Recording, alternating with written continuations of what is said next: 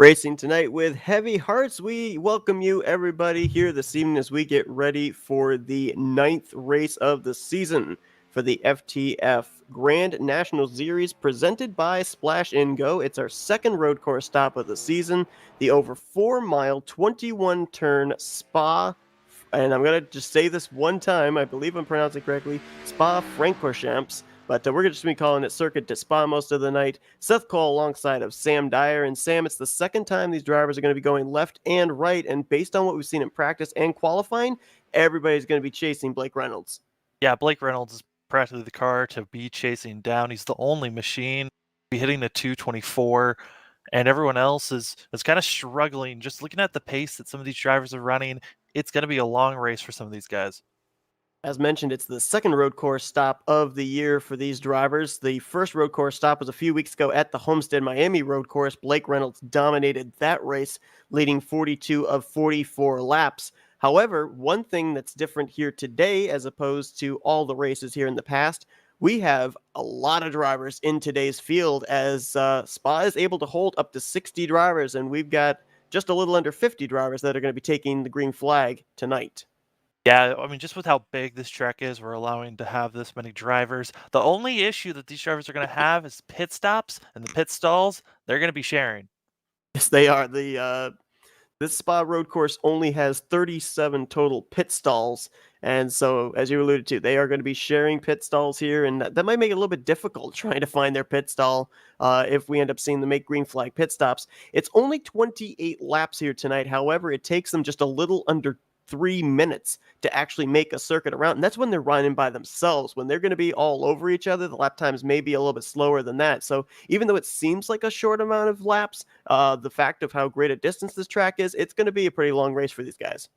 Yeah, I mean, if you just do the math of a regular NASCAR road course, it's about over 2 miles or so, and this one's over 4 miles. So, times in these lap times out, you're basically running like 58 laps at the Glen. So it's going to be a long race here, and it's going to be a fun one to watch. Spa is a pretty tricky track. Most of the time, you see F1 drivers racing here with their open wheel cars, and this time we're racing with stock cars. As you saw with the tribute video to start off the broadcast, this race is called the hashtag Racing for Kelsey 140 kilometers. So a lot of drivers in the field going to be running the Racing for Kelsey sticker that you can see down the bottom right of your screen. However, based on the fact that this is a track the Formula One cars go to, a lot of drivers are out there with Formula One livery. So almost like what they do with the throwbacks at Darlington. We're having a little bit of a special paint scheme event going on here at Spa. Yeah, it's going to be awesome to see all these different paint schemes. A lot of drivers are running it. I believe we have almost 12 drivers running a F1 type scheme. We'll probably be showing them around throughout the race. Absolutely will, as the qualifying session has come to a close. We are getting ready for all these drivers to grid. I believe they are doing a full pace lap, and we will show you the starting lineup now as we are currently in the process of waiting for our pole sitter in the 3, Blake Reynolds, to get on track. Comes into this race currently second in the point standings, only to Derek Justice, who picked up yet another victory last week at Bristol. And the points gap right now between the two of them coming into this race, with Reynolds having, I believe it's 2 wins, Justice having 4, is 44 points. So a big opportunity, I think, here for if you're Blake Reynolds to pick up a third victory and close up that points gap between you and the 31. Oh, I mean, this is the best day for Blake Reynolds. He's dominant at road courses, and Justice really isn't a great road course driver, as he was alluding that this isn't really his track, or not really, road courses isn't really his thing.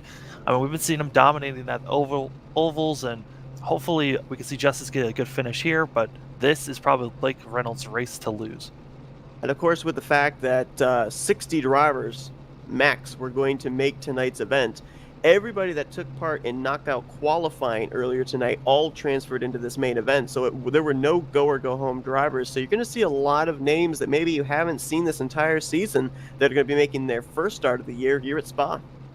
Yeah, it's good for them to have a great run here. It's going to be a long race, and I'm expecting this to be a fun one to watch. There's a couple of tricky spots here on this course. We'll be pointing them out as drivers are taking off and riding around in this pace lap. I noticed when we were noticing these different corners in practice.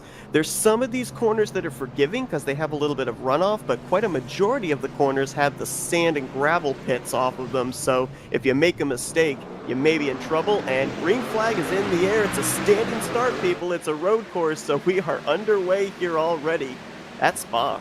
Blake Reynolds coming up the hill, and this is one of the trickier spots with everyone being side by side. Blake Reynolds being blown away all by himself in side by side action for second. It's going to be the outside pole sitter Brian Mercurio trying to hold off Philip Kraus in the 91. There's still an alt as well just behind there in that red transition to black, and then looking to the inside there as well, that yellow machine, the camel colors on Brandon Hawkins 89. And with so many cars here, we're going to do our best to keep you with all the actions. There's already a car spinning out and back by the S's. That was Dalen Barr. Around. Dalen Barr in the 000 was the car that I saw in trouble, as Caution's a lot of cars out. were bouncing off of him. That's going to be a rarity, seeing a caution here, but with so many cars clustered up, it makes sense that there would be a caution. Go back and see just what exactly happened there to Dalen Barr in the 000 machine, as he was all out of shape and everybody was trying to get by him. I believe another car that went around was 00. Yes, Jake Poulin in the one of the Braun GP liveries. Also, the 14 machine went around. There were a lot of cars there you're going to see in replay. Vincent Salas there, the Dogecoin machine. There's the Braun GP car of Jake Poulin coming to view. Shane Theron had to go through the gravel pit to get through. I believe that also was the... Oh my goodness. Our points leader, Derek Justice. I see smoke coming out of his machine. Oh, was he involved in that? He was back behind it. I don't think he was able to whoa up. He smashed into someone. His front end got jacked up, and there is smoke pouring out of that machine, and I think his race could be done. Oh, I think if we go back here and look on the replay, I think he actually hit Jake Poulin. Here he is right here, and let's see. Oh, yep. He got it pretty good with the front end. And to your point, he left the scene of the accident smoking. Wow, that is a tough break for a guy that probably just wanted to survive here today and already involved in an incident on lap 1. As the cars are now racing, trying to get up to where the pace car is, while they are trying to run as fast as they can, because the pace car is all the way in front of them, just coming out of the pits now. Here you see Justice's car still smoking. We'll see if he can at least, maybe do a little bit of repair, get back out there, at least try and pick up some spots here. As Blake Reynolds, Philip Kraus there, as you said, trying to catch the pace car. Now, we knew that if we didn't have an early caution here like we just did, these drivers were going to at least get a caution at lap 8. Pits would be closed at lap 6, being 2 laps till that competition caution. Caution would come out at lap 8. And then anything after that would have to be like the track being blocked up like we just saw. So these guys, they were kind of racing for lap 8, but this changes things up a little bit. And we don't really know, I don't know if you found out what the fuel window is, but I almost wonder if this early caution would draw some of these guys to pit road so they wouldn't have to pit under that competition caution. Well, the competition caution was set so that actually you'd have to pit after the competition caution. It's going to be on end of lap 8. The fuel window is from lap 16 to... So you're still going to have to pit at some point after the competition caution to get fuel. But right now, I would imagine a lot of drivers are going to be coming in that have damage, get that damage fixed up. With how long these pace laps are, and yes, there are so many cars in this race, I would still come in, try to get fixed up. We'll see. Probably we'll have Derek Justice for sure on pit road. Jake Poulin will probably be on pit road. There was another car that was involved in that incident. I was trying to figure out who it was. It was actually Spencer Burns in the 06. That got a little bit of damage out of that, so we may see him come to pit road. And I almost wonder if any of these guys back here towards the rear of the pack, like Cosmician Oshu, Franklin Ash, John Dragonetti, Ryan Honeycutt, I wonder if any of them might just come to pit road just to, put 4 fresh ones back on and see if they can go out there and make up some track position against guys that, even though they've only been out there for maybe a couple of corners on their tires, might be a little bit of an advantage there. Oh, I was watching under pace car. One of the cars, I think he just had a mental slip up or something, but the 53 machine done under pit road, under caution laps, got his machine into the wall and has some damage on his machine. That would be Justin Malello. who is one of the drivers out of Speed Incorporated running the Jaguar livery here this evening. We'll go back and see what happened to him.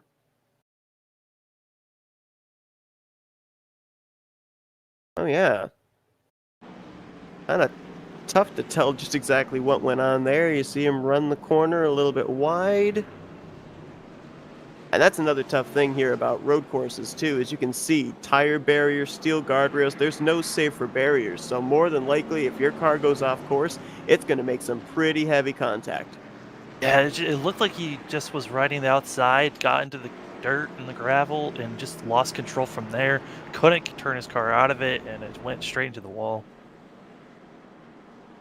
Well, we're not sure if we'll have another caution here at all during this race outside of the competition caution, so we're going to just drop back just for a moment here and focus on John Dragonetti, currently in the 41st position. He is the driver who sponsored this evening's event. You may have noticed in that tribute video some of the photos that Kelsey Pinner was with her boyfriend John Dragonetti. So kind of racing with a heavy heart here tonight after he lost his girlfriend back in March. But trying to see if he can get as good a finish as he can. You can see sporting that Racing for Kelsey banner on both the side quarter panels. I believe he's got it on the hood and also on the rear quarter panel. So it's got to be kind of a little bit of bittersweet moment for a guy like that, knowing what this race is all about, what it's sponsored, what the sponsor is a tribute to, and trying to focus on racing at the same time.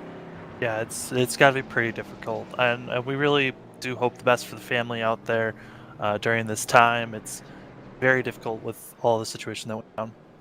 Absolutely.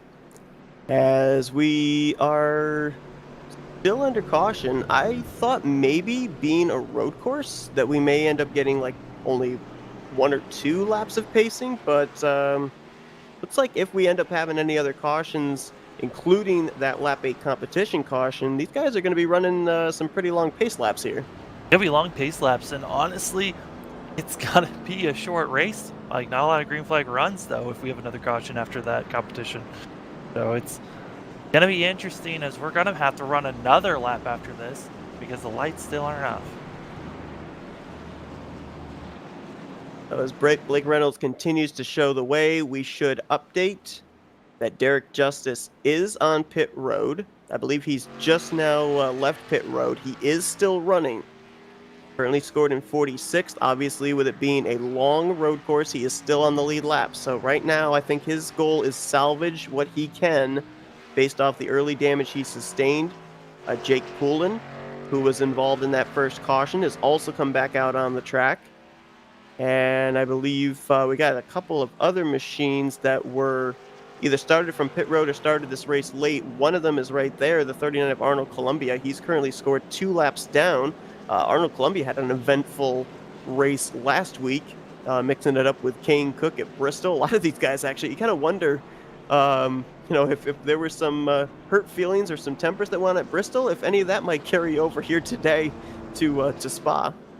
Honestly, with Spa, with how many cars there are, how tight we were seeing these guys racing during that caution, it is going to be difficult, and it's going to be... I think, honestly, they're just going to be more focused on just getting around this track than trying to get payback at this point.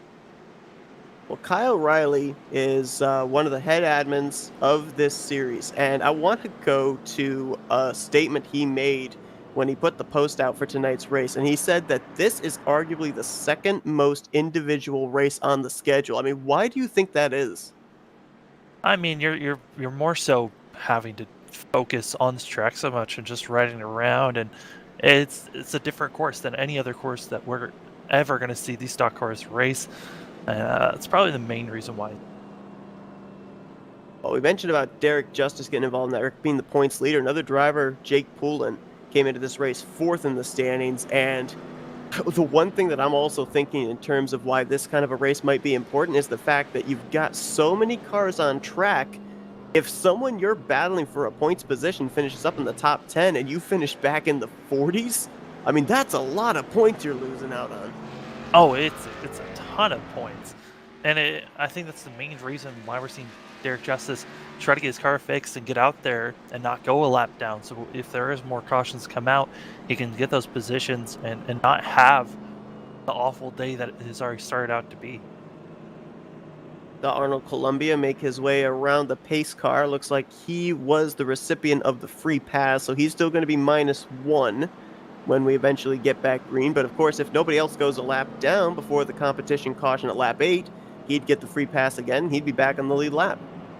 So something to really think about is that competition caution is going to be coming at the end of lap 8, going into lap 9.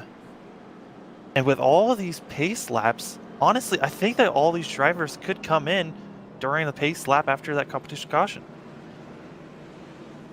And then they don't have to worry about pitting ever again. So you're saying stretch it until the last lap of the pacing Yeah. after lap 8. That would make sense. Because the competition caution comes out at the end of lap 8, going into lap 9. Then you're going to be running some pace laps. All you have to do is get to lap 20, and you're pretty much lap 29, 20, and you're pretty much set. You just got to save a little bit of fuel while running out there, and don't have to really worry about everyone else that might have to pit during green or if waiting for another caution.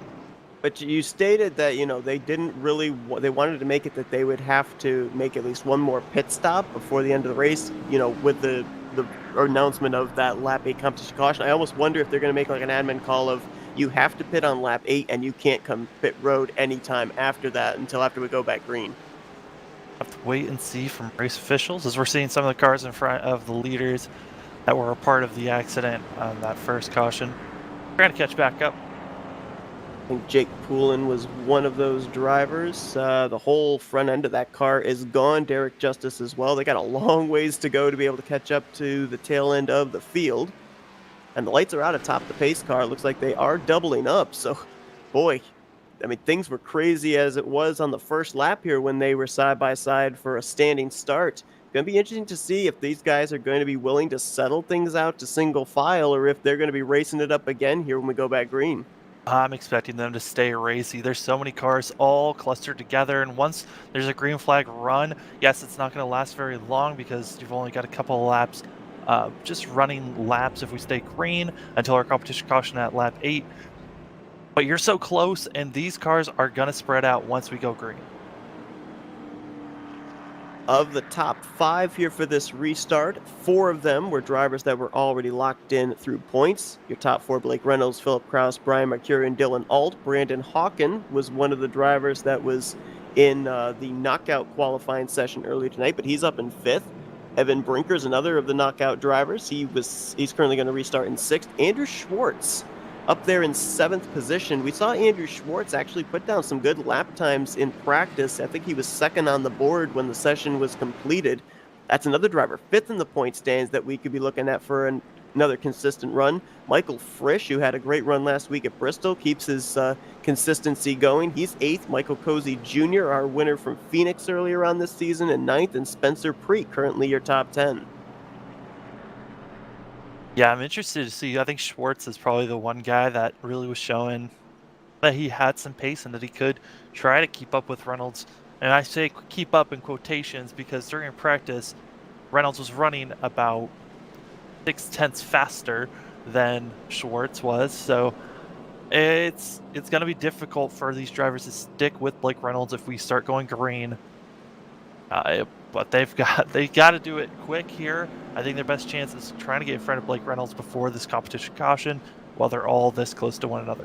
Absolutely. And if you think about it too, the fact that Blake Reynolds kind of made a statement coming into this race based off the fact he dominated the Homestead road course race. And with the speeds he was putting up in practice as well as qualifying, I believe he was the only driver in qualifying to hit a lap time in the 2 minutes and 24 second range. Everybody else was in the 2:25s. Yeah, he was the only one to hit 2:24 in practice and in qualifying. So he's got the fastest machine. He's the car to watch out for. If he makes a mistake and throws himself out of this race, it is wide open to whoever wins this race. But he is the most dominant car out here. Absolutely. The only 2 laps that he did not lead back at the Homestead road course were laps that were led by drivers that stayed out during a cycle of green flag pit stops. So just shows you just how strong he was back in that race. And right now, yes, he's led 3 of these laps under caution. And to your point, it'll be interesting when we go back green to see just exactly if anybody does have a race car that it can hang or pass Blake Reynolds. I mean, I'm looking at someone maybe like Philip Kraus, who, whether it be Blake Reynolds or Derek Justice out in front, Philip Kraus has always seemed to be there right on the coattails, but not been able to get by either one of them to pick up a win this season. As they are racking up, getting ready to go green around the last bend. This right here, I think, is the toughest corner on the entire circuit.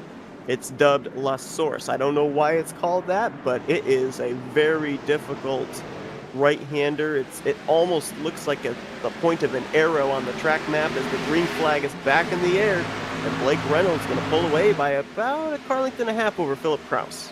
And he's going to be leading this charge up the hill, and luckily with this start, everyone's able to get lined up, and they're able to get single file, but this is when they're going to branch out and start making passes here down the straightaway.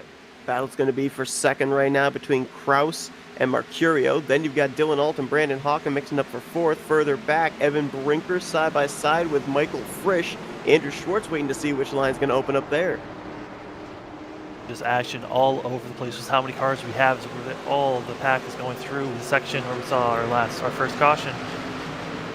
Looks like everyone got through it cleanly this time. Spencer Preet back there, side by side with Michael Cozy Jr. He's going to clear for the spot. That opens the door for Alan Balancino to make a move on Cozy. Not going to be able to do it this time. That is a battle right now for the 10th position. As the drivers are coming down around this long left-hander, they can take it wide here. They can go off track. They can take it as far wide as they want, as long as they come back onto the course cleanly without wrecking anyone else. How many cars are going to take it wide? Seeing the 65 machine take it a little wide, almost lost it. Michael Frisch took it a little wide there, had his right sides over the rumble strip, and got a good run there on Evan Brinker.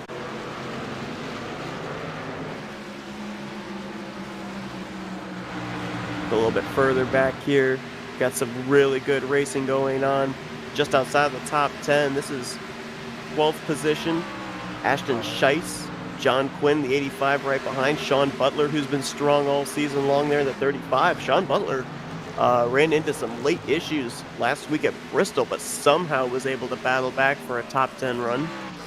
63 machine looped it around, and a car in front of him just looped it around. That's going to be the car of, I believe, that's the 53 machine that looped it around in front of them. So cars in the back having some issues, just trying to survive.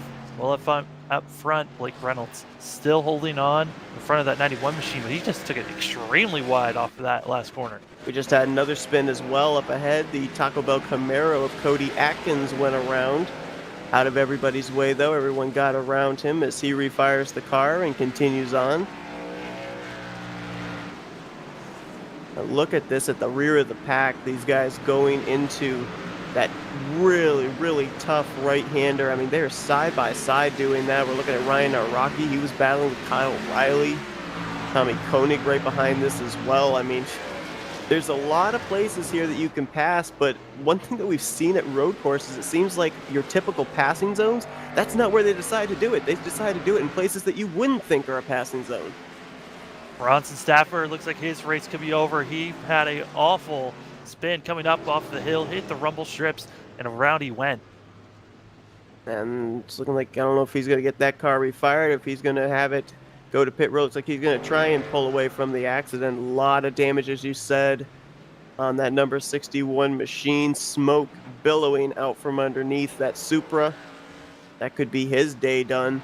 Oh, and it looked like when Stafford was trying to get fired and spinning around, Columbia was involved, smacking, T-boning that 61 machine.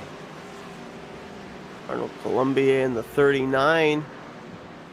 A lot of front-end damage, and he was a lap down. He got the free pass on that early caution, but now he's got bigger things to worry about as he was running the Lotus livery on his number 39. Oh, the 12 machine loops it around and collects multiple machines with them. Gary Waterworth in the 12 car off into the gravel pit, tries to bring it back on track. The other car that he got into, I believe, was the 000. No, I'm sorry, it was the 62 of Kyle Riley. Wait, am I saying that right? No. No, that's the 97. 97, Matt Wishart. It's difficult. Some of these guys are running very similar liveries here for their F1 schemes, so we have to kind of try and find that little number either on the hood or over on the side of the car. They aren't running the full big number on the side, so we apologize if we call out the wrong name here.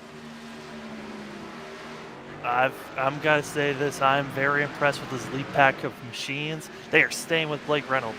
Yes, they are. I mean, Philip Kraus, if I'm looking at the lap times here, he's not that far off. And that last time by, he was actually the fastest car of the top 5, running a 2:25.6 to Blake Reynolds 26 or 2:26.2. Yeah, something I'm noticing with this lead pack is that they're running everything. They're maximizing the track to its fullest. They're running everything as wide as they can to keep the speed that they can. Multiple machines have now disconnected from the race. Looks like tons of damage for some of these cars in the back. Jake Poulin looks like he's out of the race. Tommy Koenig is out of the race. Ryan Honeycutt is out, and can't tell if it's a connection thing. No, Justin Malello is still running, so it looks like we've got 3 cars at this point officially out of this race, as you saw that battle end between Andrew Schwartz in the 67 and Evan Brinker in the 21. Michael Cozy Jr. right there as well. And let's not forget, we do have that competition caution coming up, and that's going to be within the next 2 laps or so. Pit road was closed when these drivers came to lap 6. Kind of like a stage caution, if you will, in NASCAR, where 2 laps before the caution comes out, pit road is closed. You cannot come to the pit lane at all. And so these guys basically now they're out there with what they got just into that competition yellow. Yeah, it's got to be hurting though for the cars that have a ton of damage, like Bronson Stafford and Derek Justice. Some of these cars are running in the back, needing to fix up some damage, and just not able to because of that, because of the pits being closed. Saw right there off that one area, that one corner. Blake Reynolds and Brandon Hawkins chose to use the runoff. Philip Kraus and Brian Mercurio did not, and it actually looked like that gave a little bit of a gap between Blake Reynolds and the 91. Just cycling through. A lot of these machines have a ton of damage. A car that I'm surprised is running so well has got to be the 20 machine, but he did just come off of a huge wreck coming around the wide left-hander coming down the hill. Whole front end is gone. Yeah, he hit the rumble strips. His car bounced, lost control, and smashed into the wall, trying to get going. That's David Shieldhouse in the 20 car, a driver that came into this race in a playoff spot, 8th in the standings. He's battling here with another guy that was in a playoff spot, Ryan Naraki, 9th in the standings. As Shieldhouse overdrives the corner just a little bit, but is going to hold on to the 34th position. That's the thing, too. I mean, even though, you've got the damage like Shieldhouse does, you can't stop battling. You have to keep battling with whoever's around you. Yeah, every point matters with this. I mean, you got to keep battling as much as you can. I got to give credit to Derek Justice, who had the engine damage, still running out there. He's up to 41st when he was all the way down to 47th. So with cars having issues, if he can continue just to run, well, I'm bound to see more machines having issues throughout this race. Had some side-by-side battling here for around the 14th position. Oh my goodness, the 65. Is he going to loop it? No, he saved it. He drifted it around that entire corner down below the rumble strip. But Ashton Scheich with a good save in that Toyota Supra. That could very well have been a spin right in front of quite a number of cars.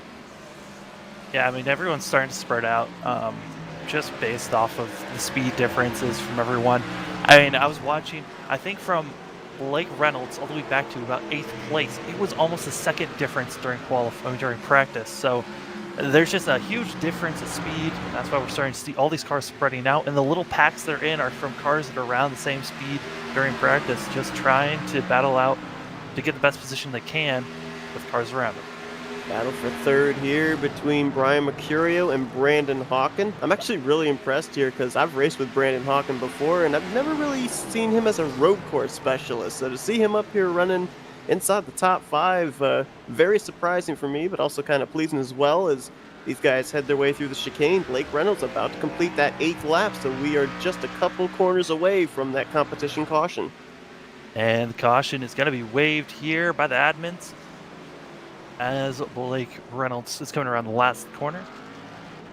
And I believe that everybody that is still on track is still on the lead lap. Looks like Justin Malello has taken his car behind the wall. Joey Bailey has taken his car behind the wall. Columbia is out of the race. And I believe Bronson Stafford currently sits on pit road, along with the 31 of Derek Justice. Actually, I believe Derek Justice has just now parked his race car. Actually, on course, Columbia's still running around. He doesn't have a front end, but he is still cruising, trying to get the best finish he can. Yep, you're right. For some reason on my end, he was grayed out, but then when I click on him, you can see he is still running. So with this caution coming out, that would mean he would be the recipient of the free pass. He would be back on the lead lap now. Well, I mean, after seeing that small stint of green flag runs, what do you gotta say about seeing these stock cars here at Spa? I mean, first of all, one thing that I'm definitely seeing these drivers have a little bit of difficulty with, and this is probably more with the mid-pack guys, those rumble strips, they're supposed to be there as an aid, but they look like they're more of a hindrance than anything. We've seen a lot of guys get their right sides down on the rumble strips and almost spin in the corners. They try and use the rumble strips coming off the corner with their left sides, and the car kind of bounces up into the air. I mean, you mentioned about how the rumble strips messed up David Shieldhouse and caused the car not to turn. So I think a lot of these guys, they're trying to test the boundaries of the track, but at the same time, they're just trying to keep their car on the track. And a lot of what are supposed to be driving aids for these guys, since it's such a kind of almost a very thin road course, it's not helping. Yeah, it's more so of the fact of, hey, you use these rumble strips, but if you go over the rumble strips, it's not going to be helping you. You're at risk of absolutely throwing your car over it and losing complete control of your machine. So it's a very fine line running with these rumble strips. It can be your best friend or it can be your worst enemy. I also noticed there on that run, especially early on when we went back green, Philip Kraus was kind of mimicking everything that Blake Reynolds was doing. What is going on? Oh, this is Blake Reynolds. I saw him doing this in practice. He was literally drifting around half the course in complete control. He couldn't drift around once we got up to these sharper points. Blake Reynolds will just do this, where he'll just drift around the course for no reason, just to show off. Well, he gave my heart a jump because I was kind of wondering, if he spins the car out, I don't think that'd be considered maintaining pace speed, and he would probably drop some position. So I don't know if that's a risk he wants to take. That's just complete control of your machine at that point. A lot of cars, you see them just weaving back and forth, trying to warm their tires. I think that's just Blake Reynolds just showing off for the camera at that point. You talk about trying to warm your tires. I noticed back there when they came through that right-hander, Alan Bellacino back there was actually running that grass line, trying to keep his tires cool. So you got the leader up here trying to warm up the tires. You got a guy back there in 10th place trying to keep his tires as cool as they can be. I don't understand why you would do either of these based on the fact everybody's going to be coming to pit road here. Yeah, I think coming to pit road, getting fresh tires. I mean, you can ruin your tires however you want at this point. If you know you're coming in, just you got to be careful of not destroying your car or losing any control of your vehicle. Be interesting to see here too, just exactly how the pit crews do, because you could see some of these guys gain or lose spots on pit road, and usually at a road course, it's not as easy to gain those positions back. Well, so we did the modifieds, and we saw the same thing where there were more cars than pit stalls, and you had to share a pit stall with another car. Basically, driving in the same stall, and you'll do your repairs. But a lot of machines, when they were doing that, accidentally missed their pit stalls because they couldn't see it properly. So that is something to watch out for as the machines are coming into pits now. Here they come. They're all going to make their way into pit road. The commitment cone is dead. I mean, it's a very skinny pit road. It was bound to get hit. Its number was bound to come up sooner or later. And we will watch this as it looks like we Ooh, had. some cars are staying out. So apparently they were not absolutely, uh, they did not absolutely have to come to pit lane this lap. Some drivers were allowed to try and stay out, and Shane Theron was one of those drivers, along with Dylan Barr, Tyler Clayball, and Ryan Naraki. That lap led, get a bonus point here and there. I mean, Shane Theron had an unbelievable race last week at Bristol, was able to finish second, made his way through a lot of wrecks. Yeah, he avoided almost, I think, 3 or 4 wrecks that were around him. He seemed like he wasn't the cause of any of them, but he was in the eye of the storm for a lot of those wrecks, and somehow came out with a second place finish last week at Bristol. And his teammate Bronson Stafford still sits on pit road after we saw all the damage that he sustained. Don't know if he's going to be able to get that car back out there or not. There are a couple of guys out of the race that if he went out there and just made a couple of circuits, he could pass, including Joey Bailey, Derek Justice as well. And as we've been stating, every position is a point. And when you look at where Bronson Stafford comes into this race, 14th in points, just outside of that playoff position, I think it's really important with the situation that he's in to go out there, and even if it's just 3 positions he picks up, that's 3 points. Yeah, I was talking with Bronson before this race, and he said that this was a very important points day for him, but he's been dealing with a lot of mechanical issues on his end with his pedals having given him some issues. He's been dealing with that for the past couple of weeks, and it seems like it could have cost him here during that wreck that he had earlier coming up the hill. It was just not a good time for him to have a caution. I mean, for him to wreck his car out as he needed a good points day. A shame for the way that he had to go out. King Cook has only made 4 of the 8 starts so far this season, but his finishes have been good enough to keep him up in the top 25 in points. So right now, he would still be the 12th and final driver. So the question is, what's the battle right now for that final playoff position? Well, right now, the final playoff position is currently being held by this guy, the 35 of Sean Butler. The guy that's trying to run him down for that position would be the guy 12th overall in the standings right now, currently a total of 14 points back, and that is a guy that is running behind him right now at 27th, the 62 of Kyle Riley. So, every single week as we get closer and closer to the playoffs, we have to kind of focus on the race within the race of these guys that may not necessarily have crooked numbers in the win columns that are trying to make their way into the playoffs through points.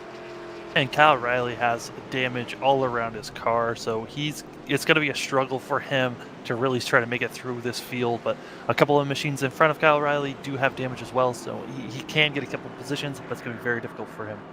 And the one thing, too, that maybe we can have as a little consolation for a lot of these guys, I mean, we're even looking up here at second place running Dalen Barr. He was the guy that was right in the middle of that first caution back on lap 1. Is the road course isn't necessarily a track where damage is going to hinder you that much. Yeah, if you've got some beat up, your fenders are a little crooked, it's fine. I mean, yes, the straightaway speed, you'll lose it with that aero mess up, but it's mainly the power source. You don't want to lose any power, any cylinders with these machines. If you have any engine damage, it's going to affect you drastically, and you're going to be finishing in the back of the pack. All right, so our top 4 did not come to pit road under the last lap. Let's see if they're going to hit pit lane this time. I think actually another driver that stayed out as well is the 74 Twix Supra back there of Ryan Honeycutt. So we'll see if those 5 drivers do come to pit lane this time, or are they going to roll the dice and stay out, pretty much banking on the fact of either another caution or that everybody cannot make it, and Shane Theron stays out. Stays out, lights are out. They're going this time. I think he might be banking on the fact that everyone else still needs to pit one more time. So that's the play that Shane Theron's going to be making. And this makes it interesting because now you put Blake Reynolds back there having to make his way around race cars. I mean, we talked about the last road course race at Homestead, Miami. I don't think there were any cautions in that race, so he was able to spend all his time out in front, not have to deal with being put back in traffic. Not the case here on this restart. Yeah, and how aggressive are we going to see Blake Reynolds? Is he going to be trying to push up as hard as he can, moving cars out of the way, or is he going to be slow and methodical, waiting for them to make a mistake and then push up slowly? As he's also got a lot of hungry cars behind him that were keeping up with Blake Reynolds when he was up front. So it's going to be a risky play all around, being stuck behind these cars. But I got to say, I like the gutsy play for these top machines that did not pit. I'm actually surprised that maybe more drivers didn't try this strategy. Only 5 drivers decided to stay out, and if more drivers had made the decision to stay out, that would have put Blake Reynolds even further back. It's going to be Shane Theron and Dalen Barr. That's going to be your front row here for this restart.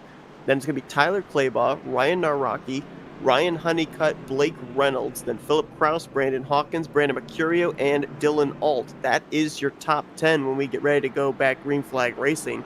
And now at this point, we've been told by the officials that if caution comes out, it will only be if there's like a 3-car wreck or the track is blocked up like we saw back on lap 1. But any solo car incidents, anything like that that's off track that everybody's able to clear, there will be no full course yellow thrown. And honestly, we could be seeing it right here at this restart. We could see another clog up like we saw on lap 1. When you're stacked up like this, with how narrow this racetrack is, coming up the hill on the straightaway, when you get into these tight corners, it is always risky with how many cars are right collected with one another. All right, so I'm going to ask you 2 questions. One's going to be related to tires, one related to fuel. We'll start with the tires. Shane Theron has been out there, along with those other guys that stayed out, 8 laps. Now, I know some of this has been under pacing, the tail end of the pacing from the first caution, and of course here in the second caution. But how much of a difference do you think is that 8 laps going to make between him, those other 5 drivers, and the rest of the cars in the field that just pitted? Just based off of speed, I think it doesn't matter how good their tires are. Blake Reynolds is way faster than these guys. He's going to try to just toast them immediately. With fuel wise, it's going to be. I think if we have another caution, these cars that already pit, they'll be all right.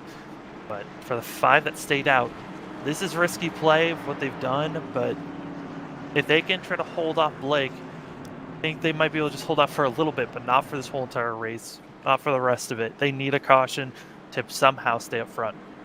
Well, see here, this might be the thought process for Shane Theron as well. He might not be out there trying to win this race, but at least with being out in front here for this restart, he's not going to be clogged back there in traffic like he was back on the first restart. So even if he drops back, he can drop back to a nice safe spot, maybe 7th, 8th, 9th, somewhere in that position, and that would give him a net gain over where he was running before that caution came out.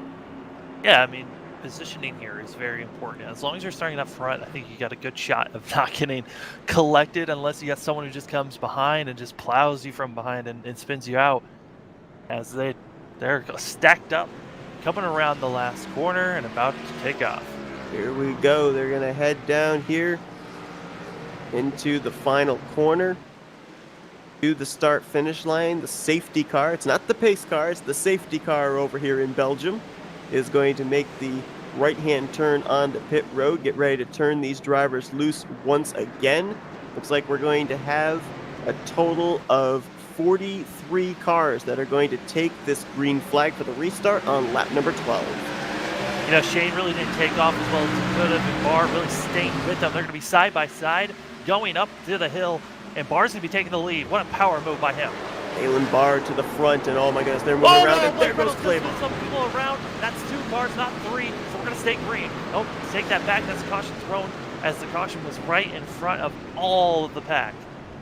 Tyler Claybaugh got hooked off of Blake Reynolds, and then he in turn clipped Shane Theron. I thought what you were saying was going to be correct, that they wouldn't throw a caution because both cars were kind of down out of the way off to the right side of the track, but they did throw the caution. And a power move, as you said, by Dalen Barr to get to the race lead. And a very quick yellow here. So now comes the question. I mean, these guys are going to be out there for another couple of laps of pacing, especially if they stretch it to that second lap of pacing and come to pit road. Would they be able to make it the rest of the way? I believe so. I think that if they... It's going to be close. But I think that with these pace laps, you'll be able to save at least enough fuel to make it to the end here with all these cars that are trying to save fuel. If anything, everyone that pitted, some of them might be coming in just to top off, make sure that they're good to the end. Other machines, they might just try to risk it, stay out there, and try to save fuel and hope that there's another caution out so that they can save more fuel under caution.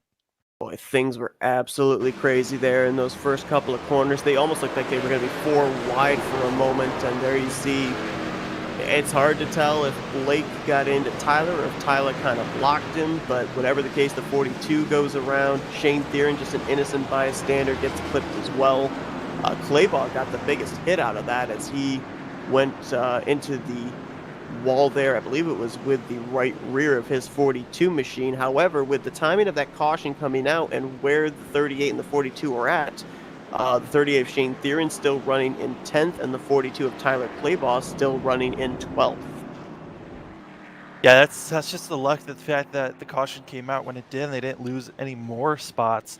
As luckily, both of them didn't really get as much damage as they could have gotten, but still not really the way they wanted that restart to happen. I mean, Theron lost the lead to Barr coming up the hill, and it wasn't.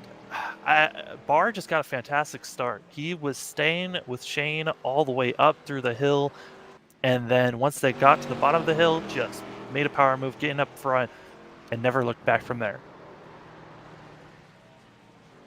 The Dalen Barr trying to catch up to the safety car. As soon as the caution comes out, the pace car leaves pit road, and especially with these cautions taking place in the first couple corners at Spa, that it takes a long time to get around and catch back up to the pace car. You see the 000 is already there. Philip Kraus about to catch up here also. Blake Reynolds there in the 3 is now up to 3rd. If I recall correctly, FTF rules, there are no EOL penalties for causing wrecks. It's basically race the way you want to be raced.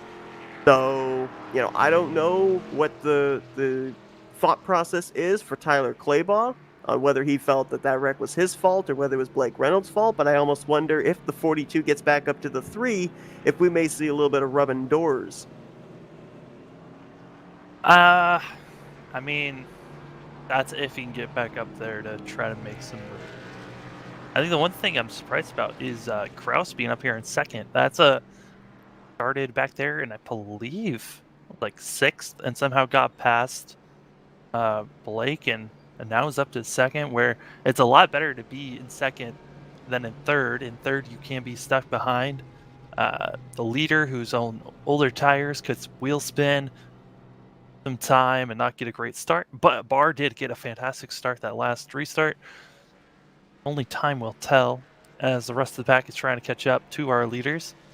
To answer your question about Philip Kraus, Kraus restarted behind Blake Reynolds. I believe it was in the 8th position. He was directly behind him. It looks like Columbia's going around and getting another lap. I think this puts him back on the lead lap now. But not only did Kraus restart right behind Blake Reynolds, but when Reynolds made that contact with Claybaugh, he had to back off a little bit. Philip Kraus did not back off, and that's why he was scored ahead of the 3 at the timing of the yellow flag waving. Lap 13 of 28 here at Spa, and it's been a wild one. 2 cautions, 1 competition, or 2 on-track cautions, 1 competition, total of 3. Yellow flags have been thrown, and I think that's the surprise, the fact that we've had 2 on-track cautions. Absolutely agree. I mean, we've done quite a number of road course races, and we've seen a lot of wrecks and everything, but they've not thrown out full course yellows. And at a track that is over 4 miles in length, we've managed to have 2 wrecks here, not counting that competition caution that came out on lap 8, that have brought out full course yellows. And it almost makes me wonder, most of the time, after we end up having like 1 caution, we think, okay, now we're going to settle into a green flag run all the way to the end. I'm not so certain we're going to have that now. I mean, the fact that we're restarting side by side, it just, with how many cars we have and how clustered up they are, and them being stock cars and be able to bump and run. I mean, bump and rubbin's racing. you never know what you're going to get. And we've been seeing a lot of contact this race. And that's why I've been seeing a lot of cars spinning around. We're riding inside the cockpit here with Dalen Barr. You can kind of see the sun setting off on the left side.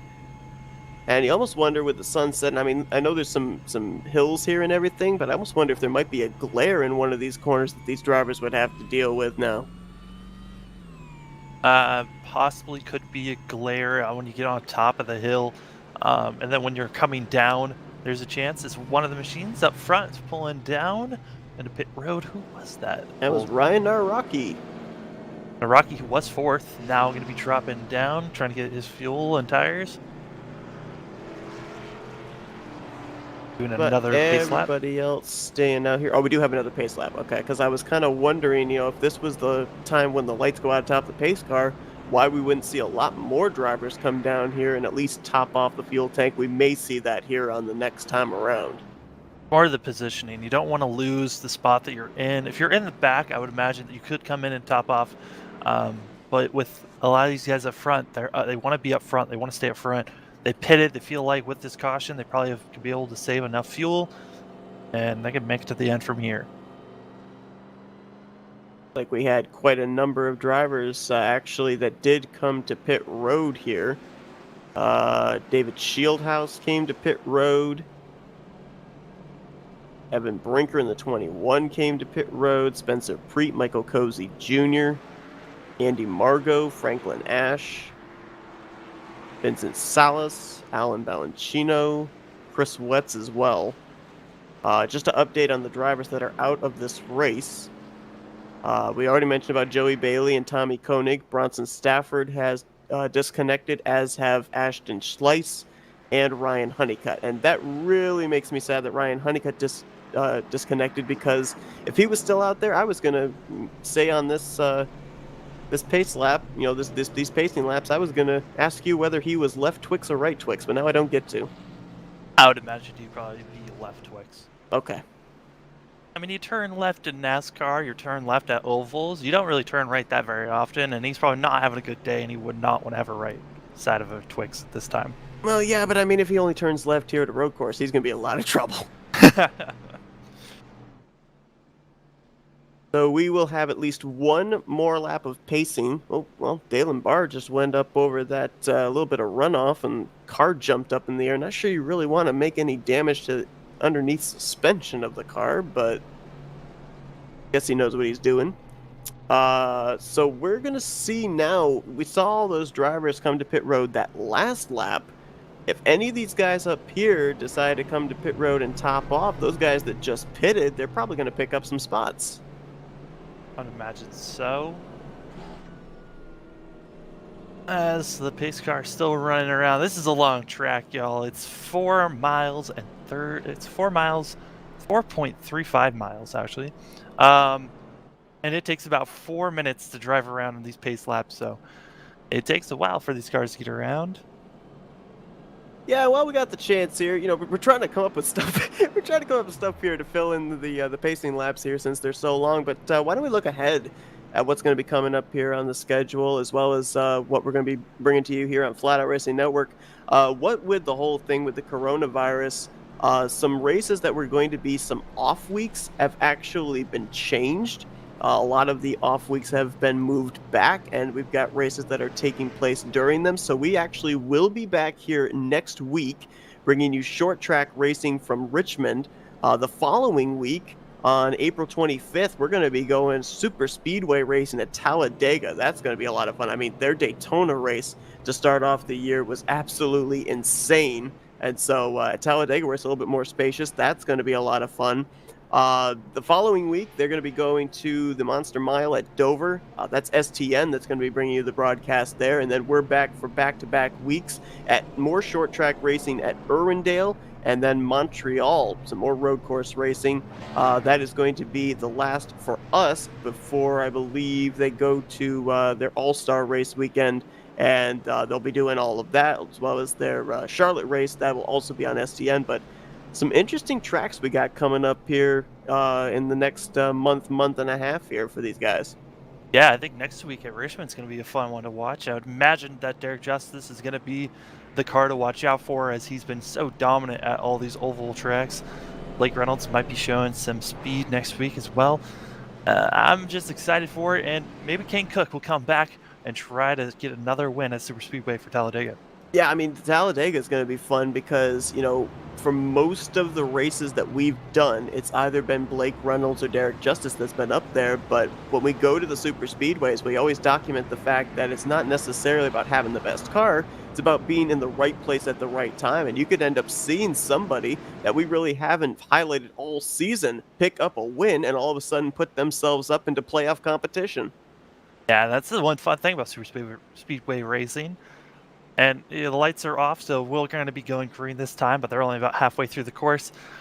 I gotta say though, so we were talking before the broadcast started. You said you've raced here on NR 2003. I know it's different from iRacing, but what are some things that you've noticed from Spa that's interesting from NR and what you've been seeing here today?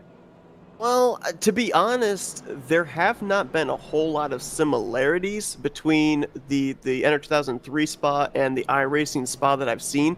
The one thing I can definitely say that is entirely the same is there are not a lot of places for error in terms of runoff. There's all those sand traps off several of these corners. You make a mistake, it's going to take you a long time to get out of those sand traps, and we haven't seen a whole lot of drivers have issues with the sand traps so far, but then again, we haven't had a whole lot of opportunity for green flag racing. So if we manage to go green all the way to the end, from this point on, I think you're going to see drivers, especially mid-pack and everything, they're going to be focused on the guy that they're battling up ahead. That gets into your head. Sometimes you mentally, don't think about hitting your marks. You overdrive the corner. Next thing you know, you're trying to get out of a gravel pit. Looking at cars that have been sneaking their way through the field, Derek Justice, he's up to 23rd, and that's, I gotta say, with how his race started, not having a front bumper and to be where he's at now, complete kudos to him. I mean, you don't have to have the prettiest car to finish well at a road course, and Derek Justice, who was involved in the first caution of the day, a lot of heavy contact with Jake Poulin. The whole front end of the car is gone, but as you mentioned, just soldiering on and just outside of the top 20. So yeah, absolutely incredible job for him.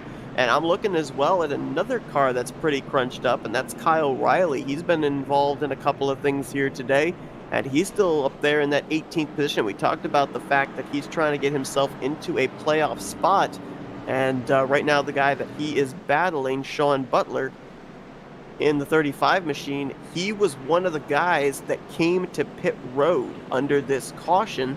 Thusly, he is back in the 37th position. So that is quite a number of points that Kyle Riley right now has made up on Sean Butler. I gotta wonder, how long is Barr going to be staying out? So he hasn't pitted, right? Right. The only two people that have not pit for quite a while are Dalen Barr and Tyler Claybaugh. They've been out there now for going on 12 laps. That is risky, because look at the fuel window, 16 to 18 laps. Yes, you've been running a lot of caution laps, but you're not saving more than maybe a lap with how many caution laps we've been running. The only thing I could think of, though, that might help them is the fact that this is an over 4-mile road course. So, even if he comes to pit road 6-7 laps sooner than everybody else, if it's under green flag conditions, things are probably going to cycle back around with him up inside of the top 5. So I think it's just a case of, he started this race back in traffic. We saw what happened with that, with him being involved in the first caution. He just wants to be out there in clean air. Well, Barr didn't really get to have that much of a long green flag run, as they are now going green, and he's going to be getting a fantastic start. Blake Reynolds and Gross's team right next to one of them. They are, as they're going to head up the hill here. Blake Reynolds trying to go around the outside, low contact. And Kraus gets spun around, and that's going to be collecting a couple of cars, and that's right in front of the machines. And this is probably going to be another caution with how many cars are involved. It's got to be. It's clogging everyone up.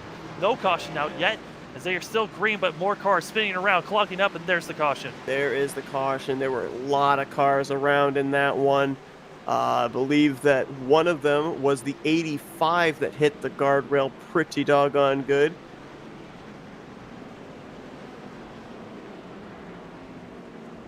And that was second place, who really didn't have any contact.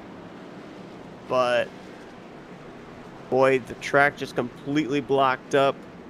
John Quinn in the 85, I'm certain, got a piece of that. Michael Cozy Jr., I think, was involved. There was another car that was almost up, almost got flipped over. I couldn't tell who it was. Almost flipped. Go back and see what happened there. And, you know, Kraus really, he lost it. He hit the rumble strips, Yeah. was trying to save it, and that's what spun him around. So it wasn't Blake Reynolds' fault. It's just, it was there and contact was made. Yeah, the two of them had door banged each other going through that right-hander. But then after that, you're right, it was just Philip Kraus. The car just literally snapped on him.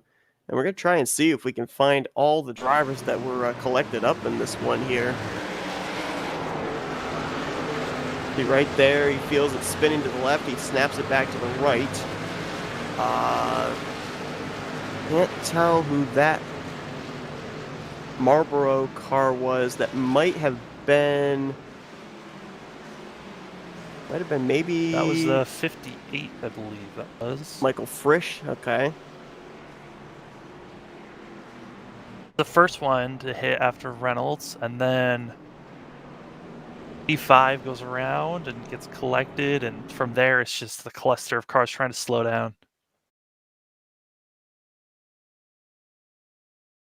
You mentioned the 9 car. That, I believe, is Evan Rice.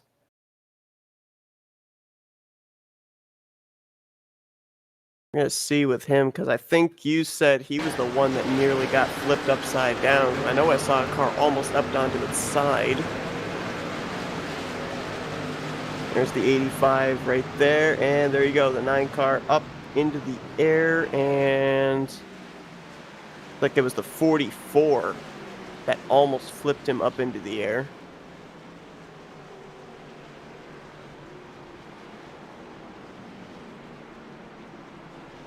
Everybody gets their cars righted, continues on, but some pretty hard hits in that. And, of course, the biggest loser out of all that would be Philip Kraus, who was up inside the top 5 for pretty much this entire race so far. Kraus having a bad day. The 58 of Frisch, he was just driving, coming to the last corner on pace, and his engine blew up on him.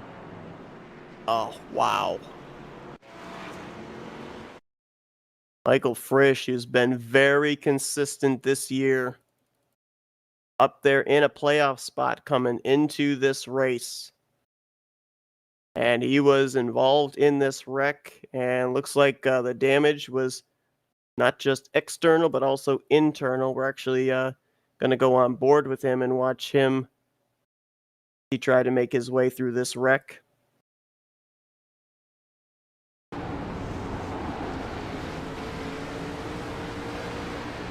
And you can see right here, he's riding behind, I think that was Andrew Schwartz in the 67 just ahead of him. There's no visibility to see the fact that Kraus was spun out ahead of him. No, there wasn't. You had no idea what was going on in front of you. You just had to keep your foot in the throttle, and the next thing you know, there's a car right there. I'm going to take another on board, this time with the 85 of John Quinn. Another thing, too, with this track having these elevation changes, too, it kind of makes a lot of these corners blind corners. Because you come up over the hill, next thing you know, there's a car that's sideways in front of you. Yeah, everybody darting left and right, trying to avoid Quinn, who eventually got the car refired and kept it going.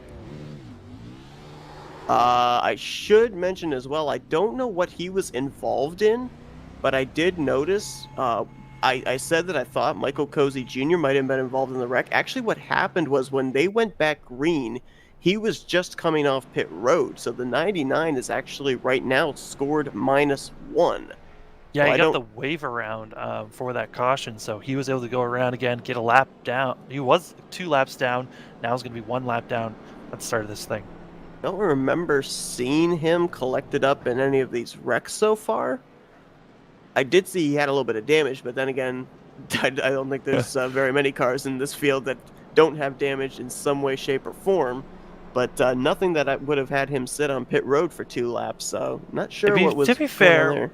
it's only the two of us. There are a lot of machines running around. I've been trying to keep up, and we could have missed the fact that he did spin around somewhere and got damage, and that's where he got it from.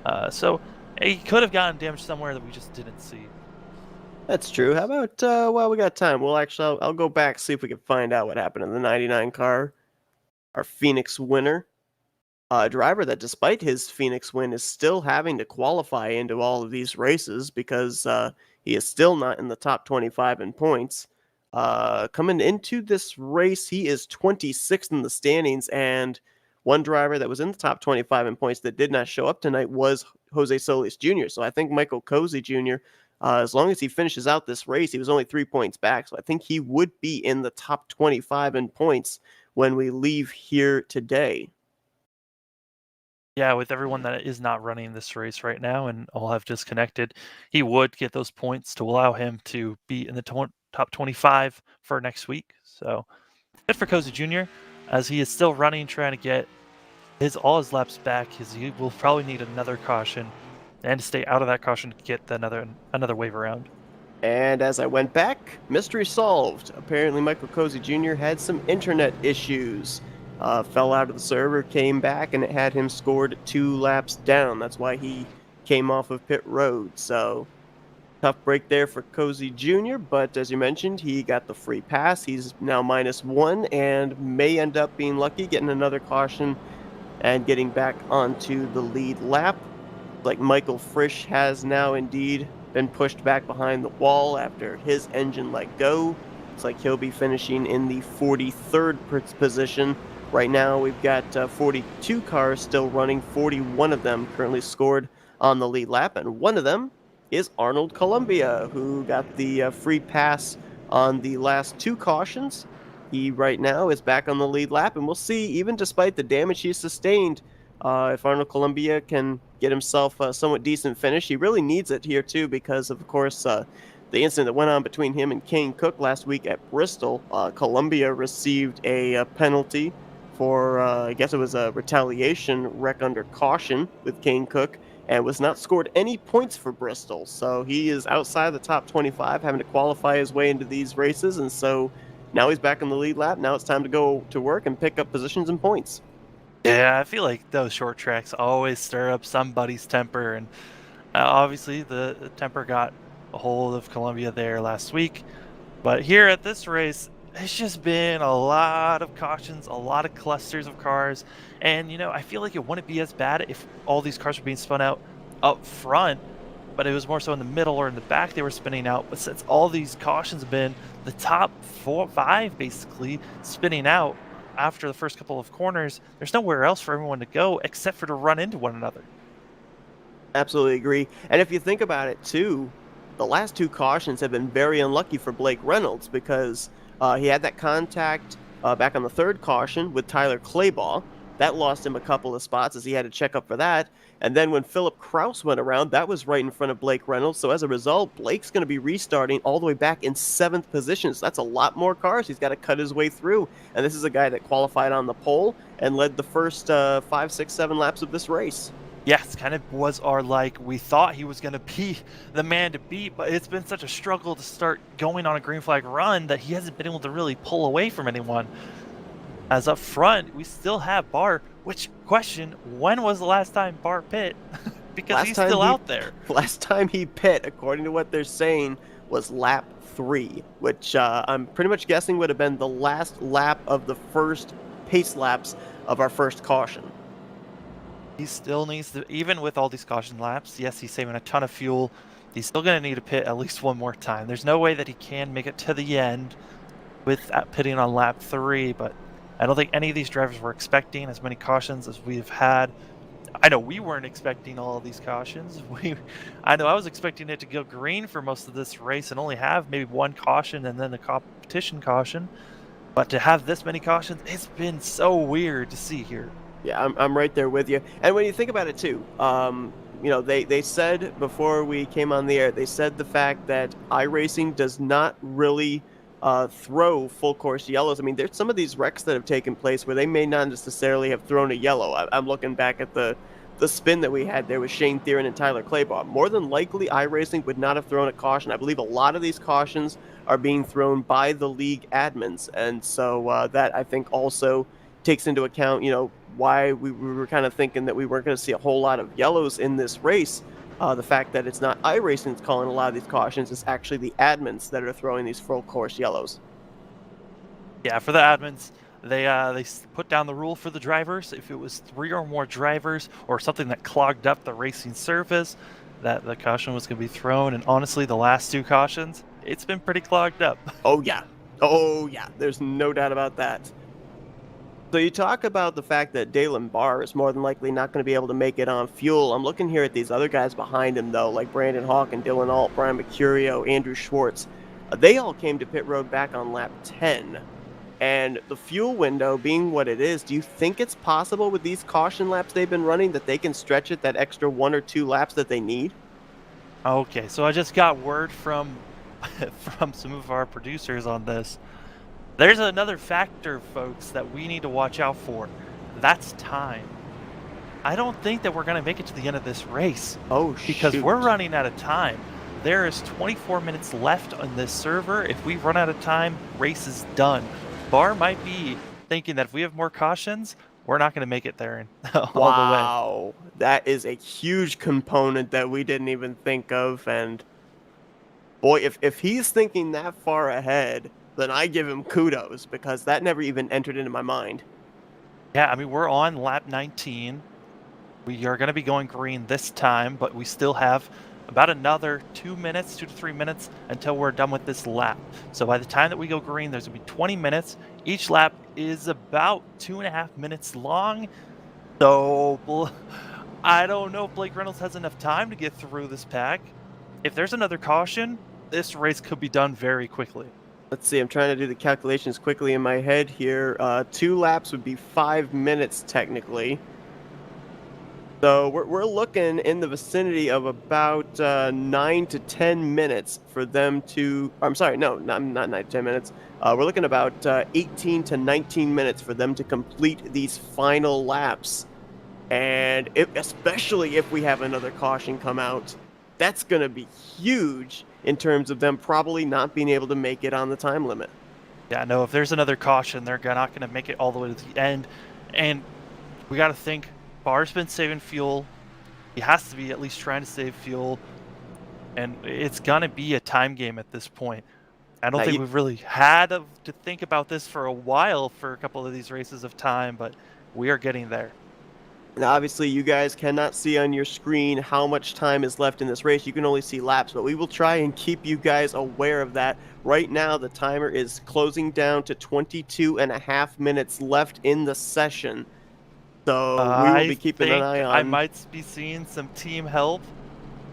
Is that 40 machine pushing? Barr? Is he trying to save fuel that way? I don't know. I want to look and see the panel of that car. Is that car... Oh yeah, that car is definitely clutching right now. The engine was shut off with the 40 pushing him. See right there with the needle going down to 0. That car is clutching, trying to save as much as he can.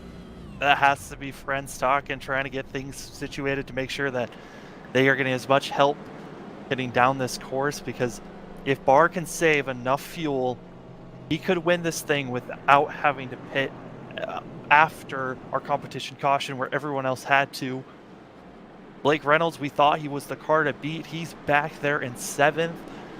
And who would have thought that this was the type of race we were going to have here at Spa? I know, I was looking at this, you were looking at this, and we're thinking this is a 28-lap race. Actually, we weren't looking at it like, oh, well, this is this many hours, this many minutes race, but that might be exactly what we're needing to look at here. Oh boy, so right now we're at 21 minutes and it's counting down as we're coming around the last couple of corners. We should be going green with about 20 20 minutes left in this race, so it's going to be close on time. We're going to be going green with 20 laps to go and 20 minutes left in the session. What is going to finish first, the amount of laps or the amount of time that they have on this server? I mean, we absolutely have to run green to the end if we're not going to have the clock come into play. If a caution comes out here, though, then they literally are racing the clock. There's just no way with another 2 or 3 pacing laps that they are going to get this race done in time with the amount allotted in this session. Bars try to save as much fuel as he can, but now it's time to go as they're green coming up through the hill. Who is going to survive? This is going to be the second time. 2 times before this we've seen cautions. Are we going to see another one coming through the hill? Dylan Alt's going to use that runoff there through the right-hander to try and take second away from Brandon Hawking. Hawkins going to stay there and keep the spot. He's going to bring Brian Mercurio along with him into third. Car to watch out for is going to have to be Blake Reynolds, but making moves up front, it's going to be Hawkins, who's going to be trying to make a move here on 89. I mean on the 41. And Mercurio tried to get by Hawkins for second place, no dice. Blake Reynolds, who's now worked his way from 7th up to 5th, trying to get around Dylan Alt, might have gotten a little bit off course there as he's attempted to go to driver's right. Ooh, drifts it around the corner there as he will clear for the 4th position. And we got a battle for the lead. Battle for the lead there is, and Barr's still trying to hold on as he's on much older tires, and he's trying to save fuel while running as hard as he can, while we see many cars coming down the hill a little bit off track, but still staying on course, and no yellow is going to be called. As Barr's taking it extremely wide, he's going to lose the spot here. He tried to take that runoff there through this corner. It was not going to work. Brandon Hawkins is going to take the race lead away from him. A lot of drivers trying to utilize every bit of the racetrack, and we got a car around. That's the 42 of Tyler Claybaugh spinning. Claybaugh going to be spinning, but up front, Barr trying to get up front, but he might lose even second right now. His car just does not look happy, but there in 4th, it's Blake Reynolds. There goes Barr off the track as he's going to be going straight into the tires. His race could be done by being up there, trying to get through the sand trap, but back up front, it's going to be Hawkins, who's going to be all by him lonesome. Who can catch him with the amount of time left? Battle's now going to be for 3rd, and as soon as it was on, it is over. Blake Reynolds gets around Dylan Alt. Now he's got to deal with Brian Mercurio and Brandon Hawkins before he can get back up there to the race lead. Looking in terms of the timer right now, when Brandon Hawkins comes around and hits the stripe, we're going to just about be at 20 minutes even left to go in this race and 8 laps to go. Hawkins driving around. On my screen, it says we are less than 18 minutes remaining on this race. Hawkins going to be taking extremely wide. It seems like everyone likes taking it super wide here, avoiding the rumble strips at all costs. And this is getting crazy. What is going to finish first, the race or the timer? And with Brandon Hawkins out in front, that's a driver that is a go or go homer that had to make his way in through knockout queue. He's 48th in points. So if he takes the checkered flag here today, we're then going to be watching his road to try and make it up there into the top 25, so he'd be eligible for the playoffs. I was looking all the way back to 32nd. There was a little bit of caution there with Spencer Preet and another machine while they got contact coming to the last corner, coming to the front stretch, but back up front. We got to keep our eyes here on Blake Reynolds. He's the car to watch out for. Yeah, I mean, how patient is he going to be? We saw how aggressive he was a couple restarts ago. I mean, if Brian Mercurio continues to take away his line, how much longer is it going to be before Blake Reynolds says, all right, I'm moving you out of my way because I got to get up there to that 89? I don't expect him to be very patient for very long, as Blake Reynolds hasn't been patient all race, and he's got to be, I don't know if he has an eye on the clock on how much time's left. I think we're the only ones that really truly know at this moment, as we are right now at 16 minutes and 30 seconds left in this session. But on lap 21, we got to get to lap 28, see who's going to win this thing. About this battle going on just inside of the top 10. Matt Wishart in the 97, and no, you're not seeing anything. You're seeing the 31 of Derek Justice in the 10th position. What a comeback for the points leader who was involved in the first caution. He's right now in 10th. You got Kevin McAdams and Ryan Williams back there as well. That's 9th through 10th battling right now. Derek Justice didn't qualify, started 35th. He then got into that early accident, dropped him all the way down to 48th, and now is battling for the top 10 position. What a run for him, and hopefully he can keep it up as much as he can, but that's just not the story that you want to hear from Blake Reynolds. He was hoping to have the full points day and possibly just try to get closer to Justice. And how about some of these other guys? Hawken leading the race, a go-or-go-home driver. Another go-or-go-homer right there in 8th, and Justin Taylor. And just ahead of him is the 77 of Noah Valerio, battling here with Andrew Schwartz for 6th. So a lot of guys who made their way into this race based on the fact that it was able to hold 60 cars. A lot of your go-or-go-homers really showing what they can do when they can make it into the show. Dallas is not going to be able to finish the race as his race is coming to an end.